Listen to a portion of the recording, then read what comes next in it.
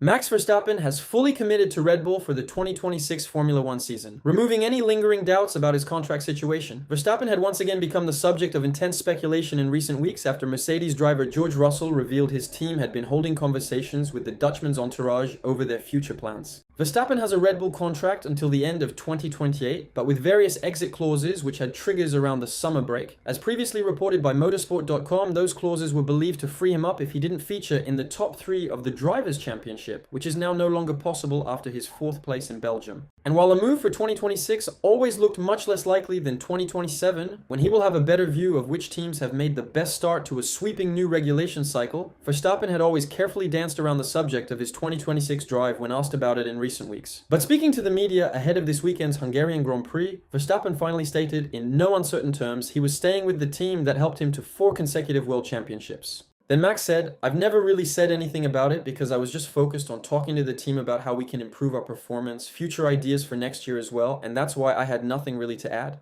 But I think it's time to basically stop all the rumors, and for me it's always been quite clear that I was staying anyway." I think that was also the general feeling in the team anyway, because we were always in discussions about what we could do with the car. And when you're not interested in staying, then you also stop talking about these kind of things, and I never did. It is understood Verstappen's exit clauses can also come into play again next summer. When asked if he was expecting a similar level of media scrutiny in 12 months' time, he replied, "I don't know. I mean, if you ask me that question next year, then yes, and we'll have that speculation. But I never speak about it because I'm more interested in just working on the performance of things, so that's why I also never really talk about what is in my contract." Verstappen has long been resigned to being out of the 2025 title fight given McLaren's dominance, now trailing championship leader Oscar Piastri by 81 points.